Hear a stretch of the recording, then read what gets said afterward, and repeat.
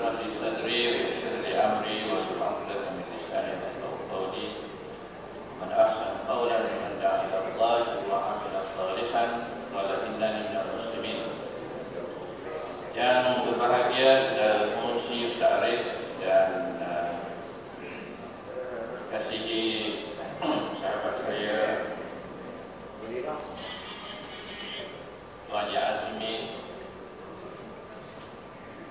yang memuliakan Tuan Haji Daus bin Saleh untuk penolong pengarah bahagian pengurusan Masjid Jatim, kerajaan di Jatim, khususnya Ketua Barisan Rusia Program Diskusi Ilmu Membina Minda Ummah Madani, serta dialog bersama kader Jatim, khususnya tuan-tuan semua kader Jatim di agensi dan jabatan dalam negeri Zulkar, negeri Perak, Pulau Pinang, Kedah dan Perlis, hadirin hadirat yang dirahmati oleh Allah Subhanahu wa Ta'ala. Pertama, saya mengucap syukur dan makasih dulu di atas sambutan pada program yang amat bermakna pada hari ini.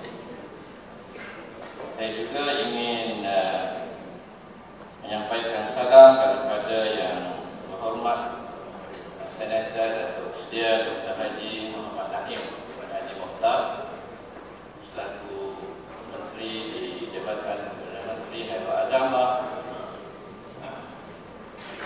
yang turut menyampaikan salam kepada puan. Assalamualaikum warahmatullahi wabarakatuh. Beberapa hari yang lalu saya telah memaklumkan beliau, saya ingin dapat jemputan daripada pihak Jaib Perak ini, dan dia mengalu-alukan kerana ini satu temuan awal silaturahim, dan insyaAllah selepas ini dia berhasrat untuk juga turut dalam bertemu dengan saudari, terutama bagi tujuan untuk mendedahkan dan menjelaskan satu plan strategik Haiwan Agama yang beliau namakan sebagai Plan Transformasi Al-Falah bagi menuju Malaysia Madani. Plan transformasi tersebut sudah pun diluncurkan di peringkat kementerian dalam sebulan yang lepas, setelah beberapa libat urus dilaksanakan oleh sejumlah, oleh semua agensi-agensi haiwan agama, sebanyak 14 agensi bagaimana kita sedia maklum. Berbagai bengkel-bengkel dilaksanakan, dan secara ringkas tumpuan Jabatan Perdana Menteri Haiwan Agama akan memberi 5 keutamaan dalam pembangunan atau dalam menyumbang kepada pembentukan sebuah masyarakat yang bertamadun di negara kita, atau dalam istilah hari ini disebut sebagai Malaysia Madani, iaitu meliputi aspek, seingat saya, aspek kemampanan pentadbiran Islam, kemuliaan, memperkukuhkan kemuliaan syariah di negara ini, mengukuhkan kesejahteraan insan, yang keempat,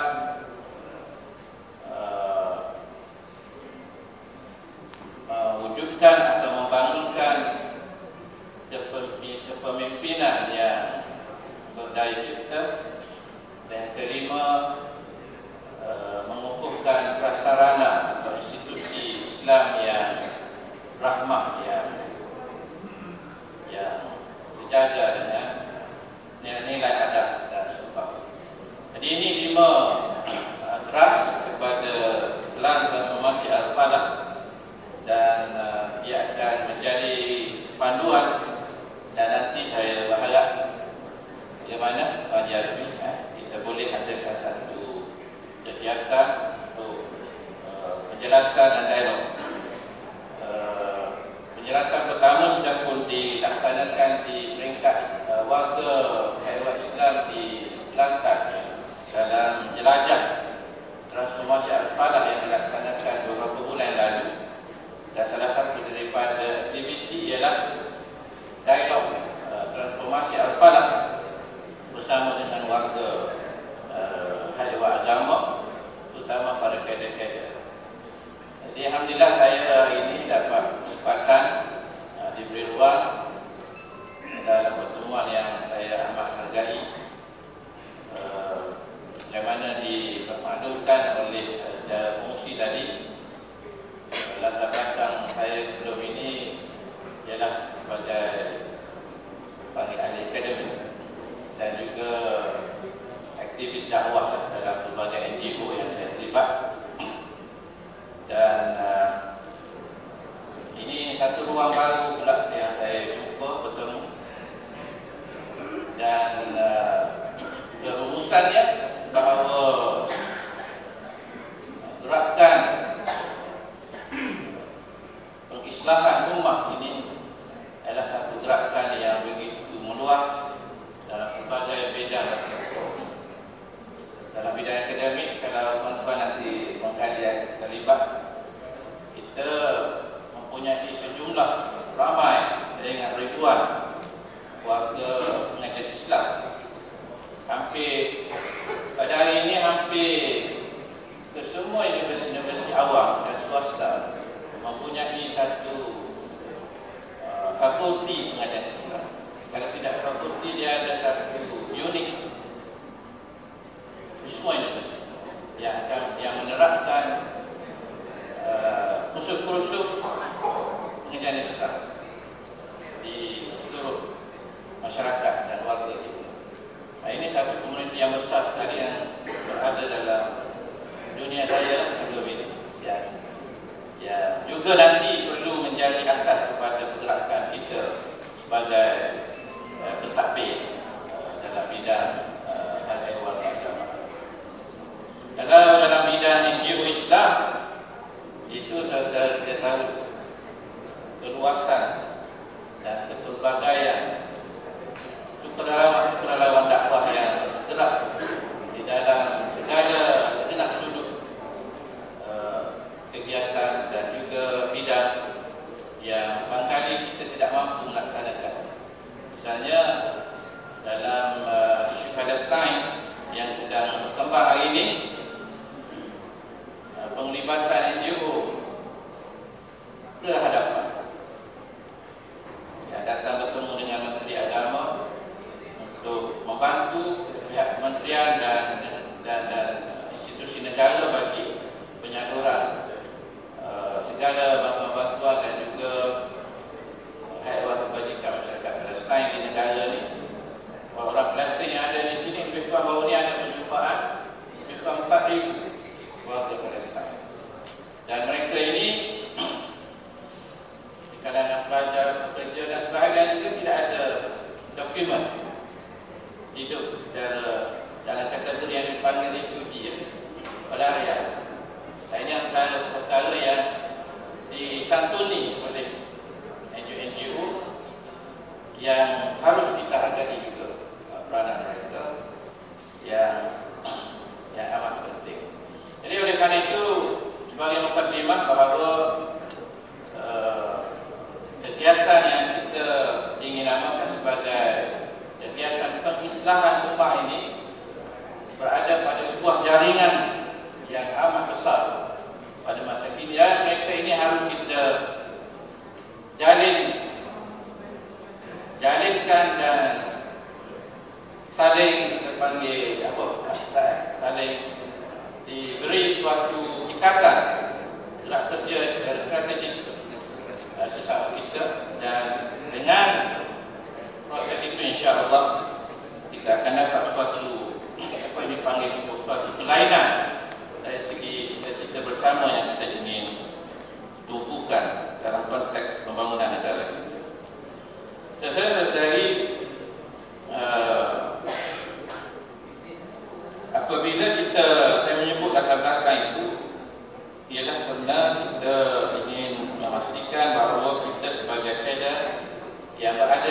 ruang-ruang tertentu yang kita ada di tempat-tempat tugas dan kerja kita ini, tidak berasa bahawa kita dalam apa dipanggil kepompong tersendiri.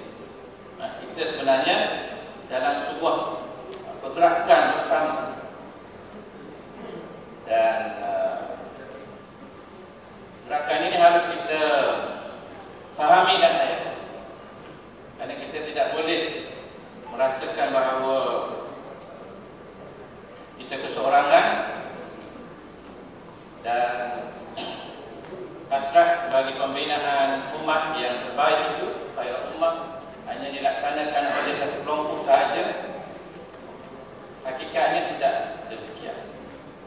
Ia menjadi sebuah evolusi yang amat dinamik pada, dan kita sejak 2 setahun lah, saya ingat saya dah menyertai bidang sebagai anggota pentadbiran di negara kita. Saya dapati bahawa ruang-ruang yang tuan-tuan miliki tidak dimiliki dan tidak dipunyai oleh rakan-rakan saya yang lain dalam bidang akademik dan juga pendidik. Oleh kerana itulah kita perlu menghargai ruang ini, dan kita perlu melakukan sebuah proses kerjasama dan jaringan kerja yang lebih tersusun untuk kita mencapai sebuah cita-cita bersama, cita-cita keagamaan yang dihasratkan oleh junjungan besar Nabi Muhammad sallallahu alaihi wasallam. Saya dalam mawdu' yang diminta oleh Tuannya Azmi, saya rasa saya ambil masa dalam 10 minit menceritakan latar belakang sedikit, bahawa proses yang sedang kita jalani sekarang ini atas nama tema Madani ini ialah suatu gerak kerja atas suatu bentuk instrumen ilmiah atau instrumen pentadbiran baru yang kita kenal. Ia instrumen Madani ini, ia bukan suatu yang kita panggil, tentu kita sedia tahu, ia bukan sebuah jelmaan yang terasing daripada apa yang dipanggil vacuum. Ia dapat tiba-tiba datang saja Madani. Ia adalah sebuah, bagi saya sebagai ahli akademik hari ini cakap, ia adalah sebuah instrumen ilmiah dalam bidang pembangunan peradaban umat semasa yang perlu sama-sama kita tangani. Sebagai seorang yang barangkali agak dekat dengan kepimpinan negara dan sering mendengar ulasan-ulasan tentang aspirasi daripada wacana Madani ini, saya dapat mengutip bahawa ia terbit dari sebuah wacana Islam abad 20. Kita sudah tahu dari tuan-tuan dan puan-puan bagaimana situasi umat Islam di era di abad ke-20. Ada sejarah yang kita panggil sejarah penjajahan masyarakat yang panjang. Dunia Islam terjajah dan kita sudah tahu akibat-akibatnya.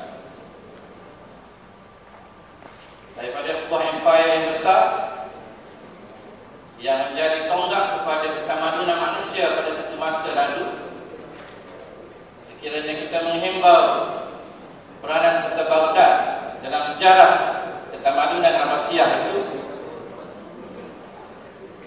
ketamadunan ummah ini yang tidak hanya menyumbang kepada kesejahteraan umat Islam, tapi ia menjadi rahmah kepada seluruh umat manusia.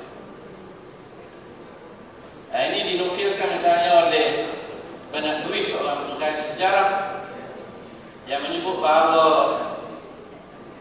ketika Kota Baghdad di era Abbasiyah itu berada pada mercunya,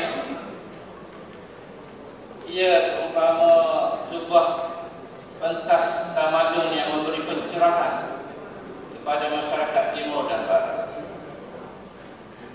orang-orang atau masyarakat barat pada waktu itu yang berada pada era yang disebut sebagai Dark Ages, era kegelapan, harus merantau ke Kota Baghdad untuk memperoleh ilmu-ilmu terbaru,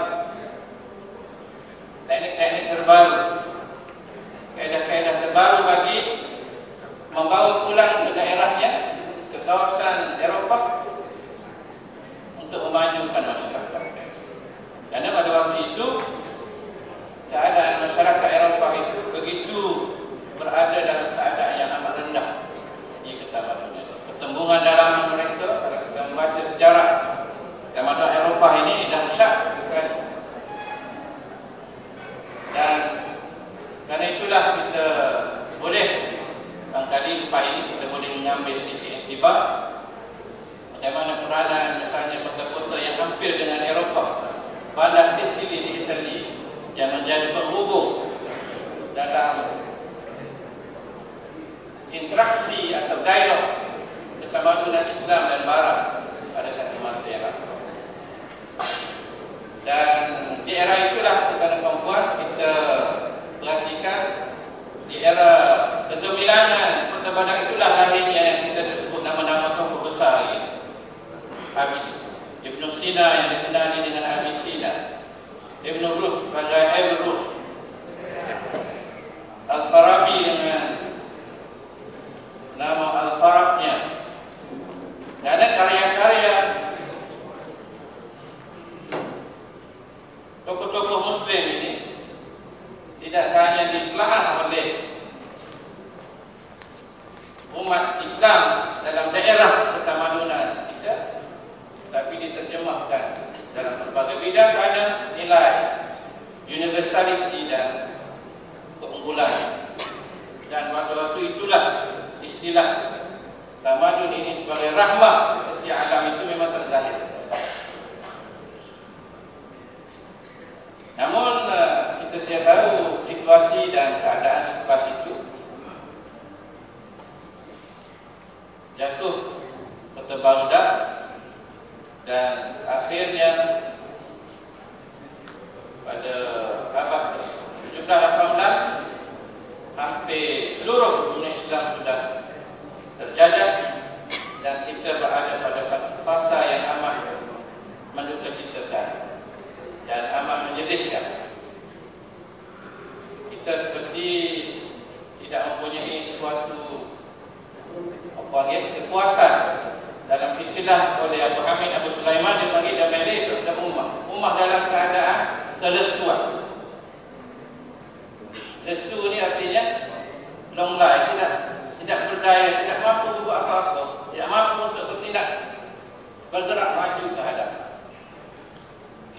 Dan barangkali situasi tersebut boleh kita lihat dalam keadaan semasa ini. Wacana kelesuan ummah ini ialah wacana yang bukan suatu yang asing kepada kita. Sebelum cerita Palestin yang terjadi sebulan ini wacana kemiskinan di Afrika ini memang menduga cerita dari kita. Yang inilah yang saya dulu pernah belajar di sana. Di sebuah negara Afrika saya lihat, insya-Allah orang Islam lemahnya. Umat Islam di Afrika tak boleh. Ialah kita ada lagi lah kemiskinan masyarakat di sini, tapi lebih dahsyat. Dan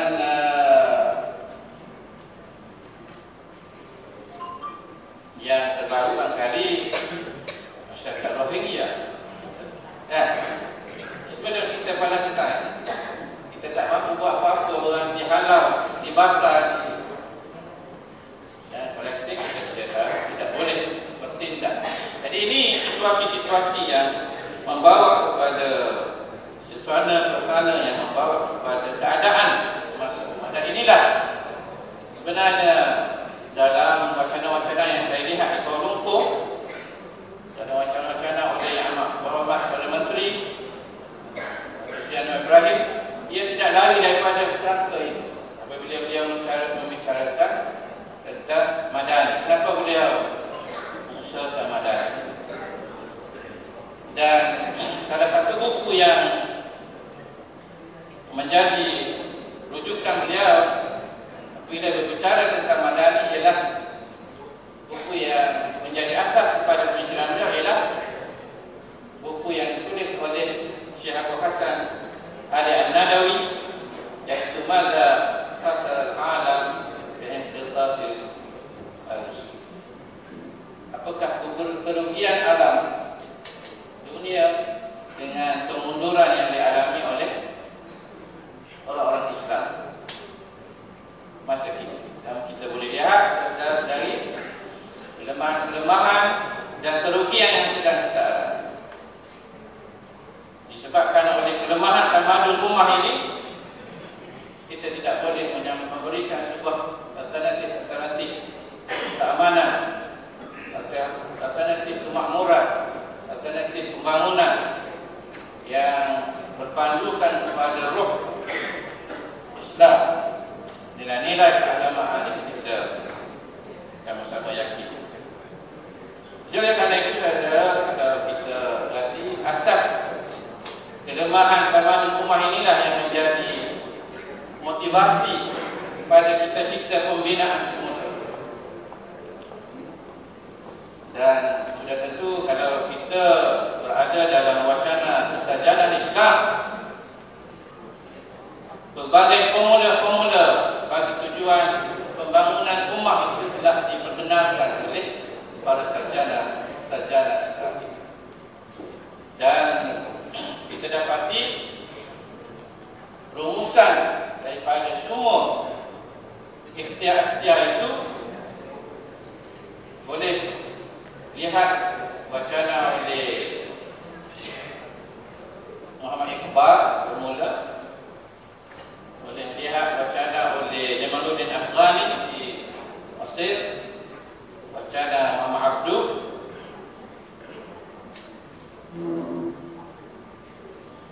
sehingga ke tokoh semasa Qardawinya, Syekh Muhammad Ghazalinya. Kalau tuan-tuan menelaah perkara ini, rumusannya adalah kembali kepada apa yang disebut sebagai keperluan bagi proses pentamadunan semula ummah, pendidikan semula nilai-nilai, karena nilai-nilai lah yang akan memacu kembali kemajuan yang kita boleh hadapi di masa depan. Dalam wacana bin Nabi misalnya, dia kata umat Islam bukan sedang berdepan dengan krisis akidah atau keimanan, kerana umat Islam sudah selesai isu Allah yang satu, Nabi Muhammad sebagai Rasul. Tapi yang menjadi permasalahan umat Islam hari ini ialah kembali kepada soal penghayatan antara ilmu, iman dan amal. Itu akhir. Lepas itu dia merujuk, saya rasa kita kena menelaah kita sebagai kaedah bagaimana wacana beliau dunia Islam katanya tidak kurang kekuatan sumber bumi, sumber hasil manusianya, Masya Allah ramainya. Ada 1.3 bilion orang. Tapi ia tidak berarti. Kenapa? Kerana ada suatu missing link kat sini. Ada suatu kelompongan yang paling asasi yang disebut sebagai antara ilmu dan amal itu penghayatan nilai-nilai yang tidak dari segi disiplin, dari segi semangat kebersamaan, dari segi fikrah kemajuan yang tidak dapat dicernakan dan dihayati bersama. Oleh kerana itu dalam model ini waktu saya bertugas sebagai pensyarah universiti di Universiti Kebangsaan, kalau tuan-tuan sedia tahu ke sana. Kalau Universiti Kebangsaan ini segala kemudahan wujud di universiti, daripada perpustakaan yang paling terbaik dan nak buku apa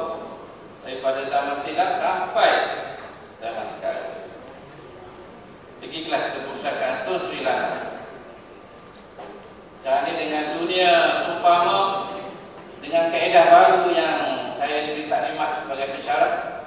Dan nak ubah apa di dunia ni? Masuk saja sistem, boleh jumpa. Sebut saja keyword, jumpa terus. Ada buku tu di Universiti Amerika Syarikat, di mana-mana.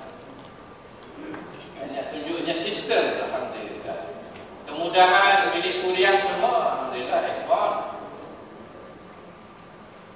Kemudahan asrama, kemudahan badan, wang, duit ada. Tapi bila kita sebagai seorang akademik, bila kita menilai seorang pelajar di hujung semesternya, ada grade-grade dan ada yang tercicir, yang terkeluar daripada sistem universiti dan tempoh 4 tahun, dan ada yang rendah, ada yang tinggi. Dan bila kita lihat balik, pelajar mempunyai guru yang sama yang paling terbaik untuk jadi pensyarah di universiti, kena ada ijazah kedoktoran. Tak ada, tak boleh jadi pensyarah. Jadi guru terbaik, buku terbaik, tempat belajar terbaik. Tapi kenapa masih ada lagi keciciran, ketirisan di kalangan pelajar-pelajar? Jadi itu yang diungkapkan oleh Malik bin Nabi, pemimpin Algeria kita. Dia bukan isu kemudahan. Dunia Islam ini alhamdulillah sempurna, dianugerahkan Allah. Tetapi yang missing ialah disiplin, ketekunan. Kalau dalam konteks pelajar saya itu, ketekunannya, disiplinnya, pembacaannya, kemalasan, segalanya ada. Dan itu yang membezakan mereka antara satu dengan yang lain. Jadi saya rasa inilah kerangka yang saya ingin berkongsi dengan saudara bila wacana madani sebagai instrumen peradaban. Jadi inilah titik temu bagi kita semua. Pak Imam daripada ahli akademik yang sedang bergerak, Pak Imam mereka daripada NGO yang berdakwah, berlawan, kita semua para kader, kita bertemu pada agenda untuk pengislahan semula umat kita. Dalam istilah disebut sebagai Islam ummah, yang menjadi tanggungjawab untuk kebersamaan agama. Dan masing-masing ada ruang-ruang yang besar yang pun kita sama-sama percaya. Dan untuk itulah bila kita sebut minda madani ialah minda pengislahan, minda pembaharuan. Bagaimana Nabi Muhammad SAW menyebut tidak ada apa yang disebut al-islah, dan tanggungjawab kita sebagai kader untuk melaksanakan agenda pembaharuan yang kita sedia ingat hadis setiap 100 tahun akan diteruskan para mujaddid. Inna Allah ayab'atha li hadhihi al-ummah fi kulli mi'atin sanah man yujaddidu laha dinah. Jadi ini ialah saudara-saudari yang memerlukan kepada penglibatan dan gerak kerja kita. Nah, ini tugas yang besar sekali untuk kita menerapkan nilai-nilai. Jadi sepanjang pemahaman saya mendengar, bila kita ingin membina umat madani, itu bermaksud kita ingin mewujudkan umat yang terpanggil umat yang bertata susila, umat yang tertib, umat yang beradab, umat yang ada sistem, ada prinsip, ada manhaj. Istilah kenegaraan panggil ada tata kelola, ada peraturan, dan ada keterikatan.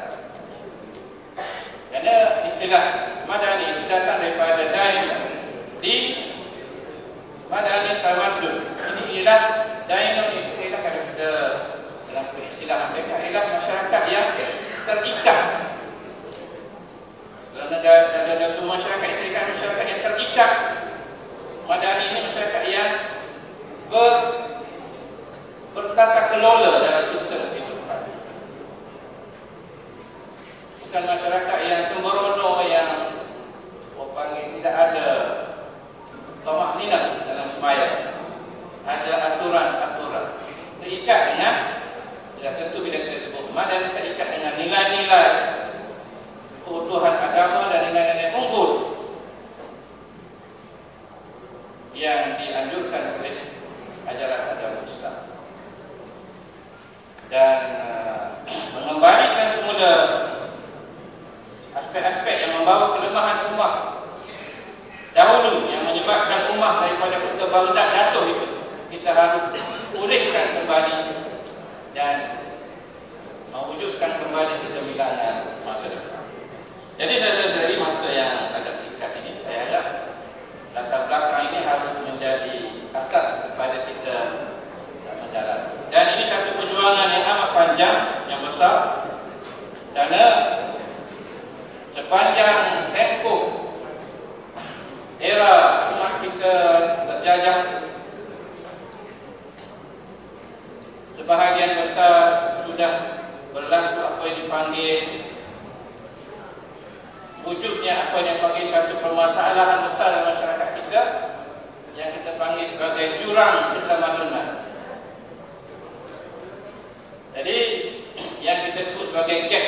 Dari inilah peranan kita sebagai dai dan kaedah.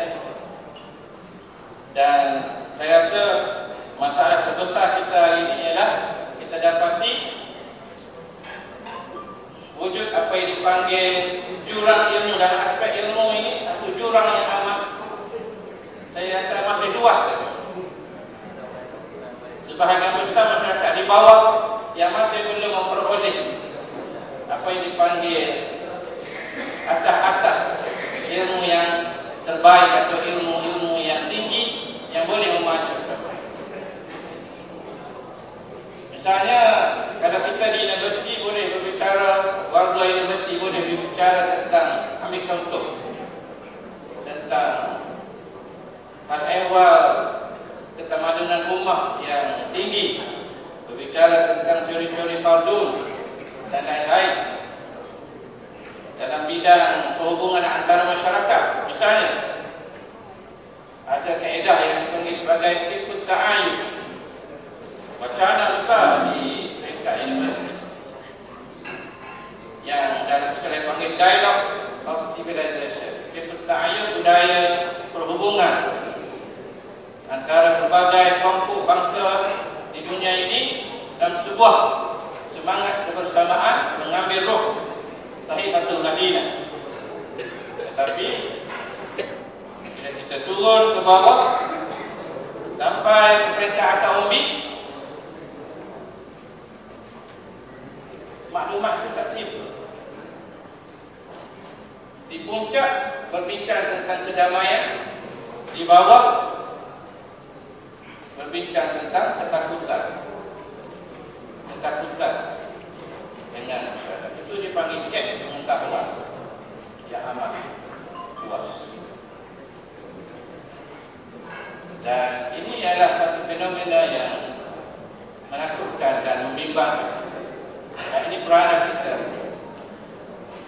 yang perlu kita jaya. Dalam jurang akhlak juga saya dapati ada jurang yang masih lagi wujud yang besar. Kalau kita di dalam takbiran ini sejak 2 jam terlibat, tata kelola bagi urusan kedatangan orang-orang, Masya Allah, tata kelola orang-orang VIP ini tetap bahagian protokol, semua perkara kan, tagnya, semuanya, siapa jalan dulu, siapa kemudian duduk mana. Ini ialah detik akhlak dalam urus takbir di masyarakat. Di puncaknya Masya Allah menjaga tata kelola. Tapi sebahagian di bawah lagi, kalau di jalan raya semalam naik kereta,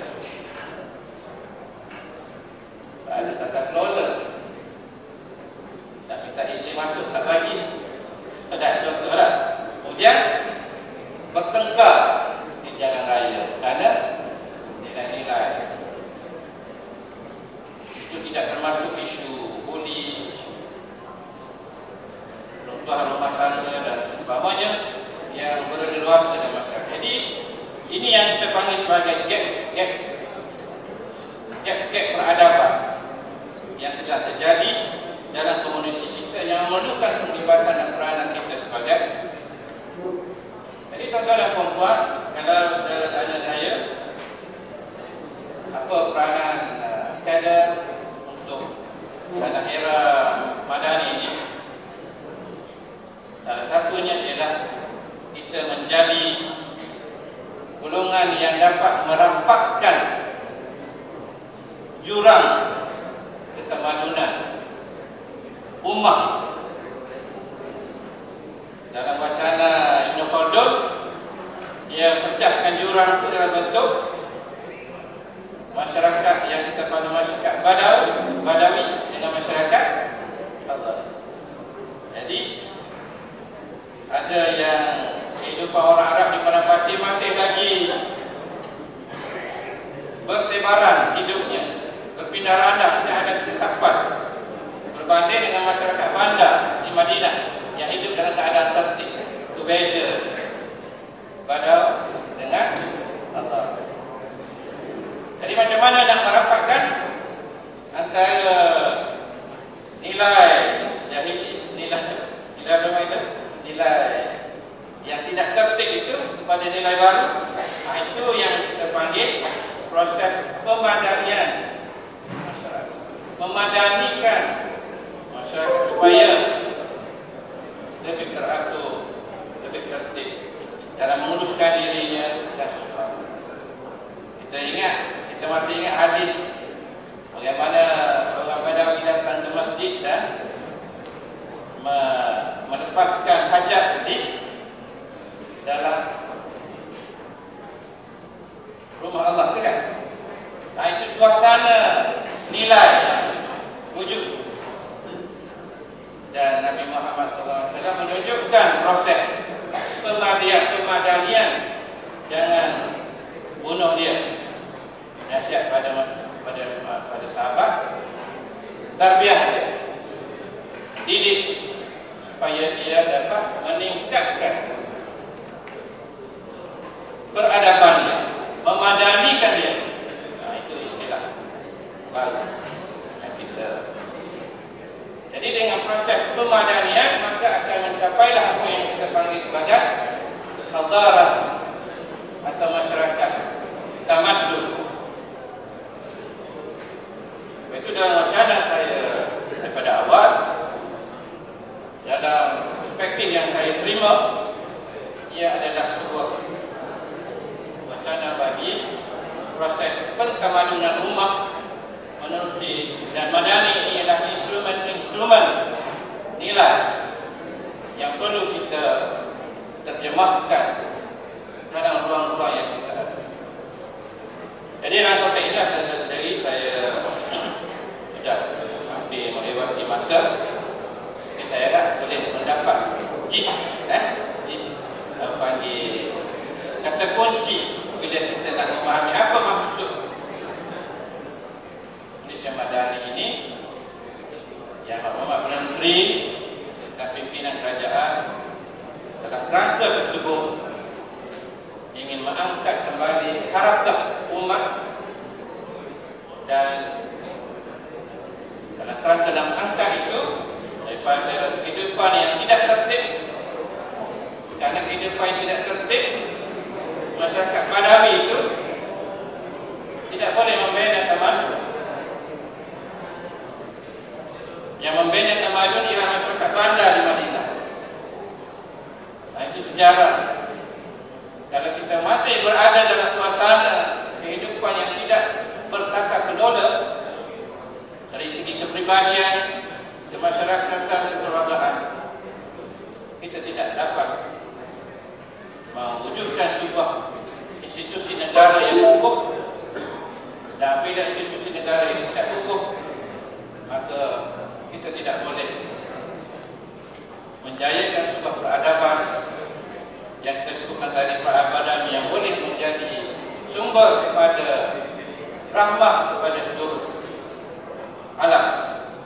yang didambakan hari ini yang sedang kekosongan, bagaimana disebut oleh Abu Hasan Al-Indawi, kita dunia masyarakat manusia sedang kerugian dan kelemahan keamanan Islam.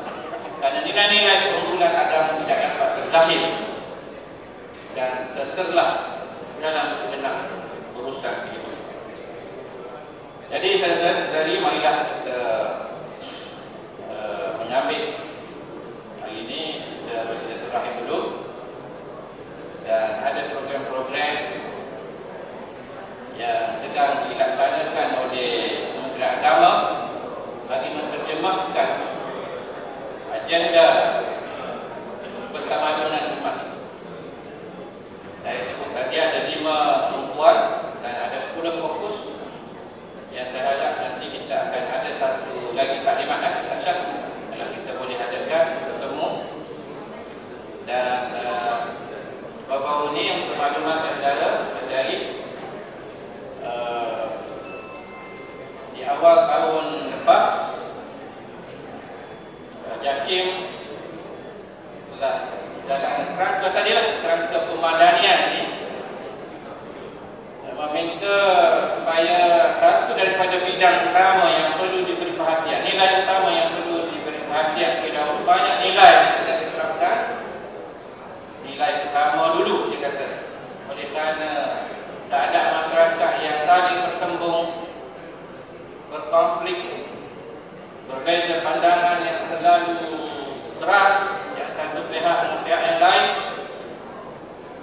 Maka Yang Bapak Perdana Menteri telah meminta JAKIM menyebarluaskan satu buku yang dinamakan sebagai Adab Al-Ikhtilaf Islam, adab untuk berbeza pandangan.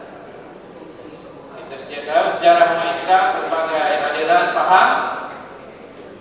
Kita tidak menutup semuanya, tapi kita perlu mempunyai satu kaedah tata kelola tertib yang dinamakan sebagai adab berbeza. Dan buku itu sudah diterbitkan, dan sebenarnya ada banyak naskah di pejabat saya itu. Saya nak bawa sini, tapi tak sempat masuk pejabat, terus ke sini hari ini. Jadi itu hikmahnya Raja Azmi, kita berjumpa sekali lagi dan kita daurahkan buku itu, dan nanti buku itu pertama boleh gunakan dan anjurkan di tempat-tempat yang di mana saudara-saudari berkhidmat. Dan saya dapati sejak saya berada dalam waktu JAKIM ini, sudah jadi waktu JAKIM tadi, duduk di pejabat menteri, saya disumpahkan dia JAKIM di pejabat menteri lah, kalau itulah ya. Kalau saya duduk di kain itu, saya bayangkan tuan-tuan, saya balik ke daerah saya di Tumpas, saya pergi melawat di Jabat Polis daerah IPD. Jadi rupanya ada kaedah JAKIM juga kan? Ada juga kat sini, ada juga. Dan kita lihat Center Start buat kerja lah. Saya di ruang-ruang anjur tingkatkan kerohanian masyarakat polis, lihat kebajikan warganya, beri penerangan, anjurkan program-program pengisiannya sesuai yang boleh mengangkat kedudukan mereka. Kerana inilah khalayak kami kita, maknum kita dalam wacana Islam tadi. Kita diberi maknum saudara dan cuba buat inisiatif. Yang kita belajar ilmu dakwah ni ada dakwah bil lisan, dakwah bil hal, dakwah bil apa lagi kan? Bil qaul, boleh. Jadi gunakan kreativiti, inovasi, cipta suasana yang boleh membawa dan mendekatkan masyarakat kepada nilai-nilai dan menghayatkan nilai-nilai madani yang boleh mengangkat mereka. Dan tentu kita tidak boleh terikat dengan jaringan kerajaan sahaja. Saya sudah nyatakan kita kena terbuka dan melihat di mana ruang-ruang yang boleh kita kerjasama, gabung jalin kerjasama kita dengan berbagai pertubuhan-pertubuhan. balik tempat saya berurusan dengan guru-guru kafah. Ada 560 guru kafah. Dan mereka ini amat diharapkan kerana mendidik masyarakat, mendidik anak-anak. Ada 500 lebih ni, mereka tidak sahaja mendidik anak-anak, tapi ibu bapa yang terlibat itu juga harus didekati. Dan ini memerlukan kepada inisiatif-inisiatif. Saya bertemu dengan PPMJ kalau dikatakan, duduk di masjid daerah Penumpang, dan mengajak beliau sekali bahawa ini adalah perjumpaan dengan ketua agensi untuk mencari ruang di mana kita boleh misalnya di daerah tempat itu ada lebih hampir 40 agensi persekutuan yang ada di daerah JAKIM, di PPMD, dengan Rela, Kemas, Bombo, penerangan kat situ, ada LKIM, IKAR. Jadi kita kena fikir lagi bagaimana PPMD kita boleh menjadi nukleus ejen pentamadunan dan pemadanian. Dan cuma saya duduk dengar dia punya laporan-laporan, banyak hambatan-hambatannya pun banyak tu. Kadang-kadang ada seorang pada sejak. Jadi tak boleh nak buat apa kerana tak ada kekuatan. Cuma nak kena cari satu kreativiti. Macam mana kita nak guna sama penglibatan. Jadi bila saya balik, saya boleh saya ada kapasiti kerana saya sebagai anggota pentadbiran, saya ada panggil ada punca kuasa untuk bertemu dengan semua ketua agensi. Jadi minta Ustaz join sekali saya. Ustaz tak ada authority, guna authority saya, kan? Jadi tentu kalau kita di sini carilah authority Ustaz beritahu saya guna sama untuk kita bertemu dan merekayasa keadaan. Jadi sebenarnya saya sebutkan bahawa ruang kita terlalu banyak. Penggerak-penggerak juga terlalu ramai. Sekarang ni saya ingat ribuan. Waktu saya di UKM, kita menangani apa? Yang kita panggil alumni pengajian Islam. Yang keluar saya kata di UKM saja setiap tahun kita keluarkan hampir 1000 pelajar lepasan pengajian Islam. Di UKM saja. Pengajian penuh masa dengan separuh masa. Itu saya kita tak campur UAA, tak campur UM, pusing, kuis. Masya Allah ramainya. Tak campur yang Jordan mesti balik, tapi berlebaran dan tidak ada apa yang dipanggil. Saya sebut tidak ada apa yang dipanggil, guna sama dan jalinan. Dan yang paling mengecewakan berada pada kotak-kotak dan petak-petak sendiri, dan lebih memburukkan lagi saling bertemu pula. Ya, salah satu. Yang lainnya kita pula menyusahkan masyarakat dengan faham-faham Quran kabilah yang kita bawa daripada waktu kita belajar. Jadi dalam konteks pemadanian ini, saya program ini penting, tapi kita kena tingkatkan, bertemu lagi, kerana pemadanian ini tidak hanya kita nak merujuk kepada khalayak pada kita, tetapi saya rasa juga kita kena memantapkan juga nilai-nilai pemadanian di kalangan para penggerak-penggerak dakwah kita secara berterusan, daurah yang boleh kita majukan dan gerakkan. Jadi tuan-tuan dan puan, saya rasa saya dah mengatasi masa yang diberikan.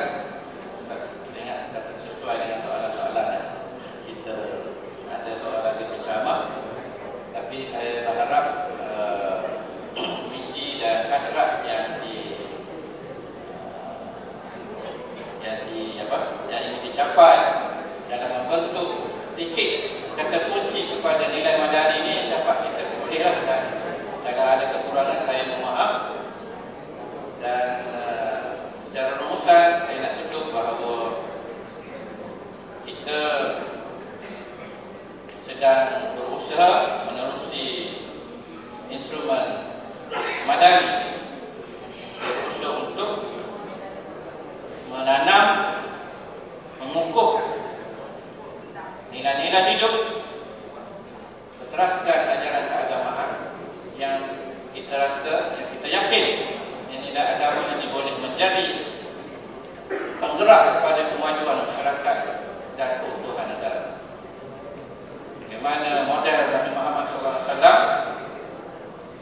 menerapkan nilai-nilai keunggulan masyarakat Madinah, dan akhirnya masyarakat Madinah itu menjadi sebuah kelompok keras yang akhirnya membina tamadun besar Muawiyah Abbasiyah, dan akhirnya memperoleh rahmah, masyarakat dunia memperoleh rahmah. Kita sudah kehilangan, dan tanggungjawab kita sebagai umat Islam mencipta semula kelahiran baru tamadun, dan ini memerlukan sebuah kekuatan di kalangan kita, kerjasama kita, dan menjaga institusi negara ini supaya berada pada landasan kemajuan, bagaimana menggunakan nilai kemadanian ini sebagai langkah mengukuhkan negara ini, dan negara ini nanti boleh menjadi negara yang memimpin tamadun dunia Islam yang sedang dalam keadaan lemah dan bongkar. Kalau saudara berjalan ke luar negara, saya akan lihat harapan umat Islam kepada negara ini. Tidak, orang akan menyebut Malaysia. Inilah mana-mana pengalaman saya dan berjalan banyak tempat dan berjalan di Arab Saudi, hal yang sama. Begitu. Akhir sekali merujuk negara ini, tempat harapan. Dan alam Melayu sebagai pusat baru agama ummah akan datang. Ini dibicarakan. Dan ini menjadi hasrat dan cita-cita kita bersama. Dan ia tidak boleh berlaku tanpa ada nilai-nilai, pengukuhan nilai madani yang akan menjadikan negara kita negara hebat, negara yang bertamadun,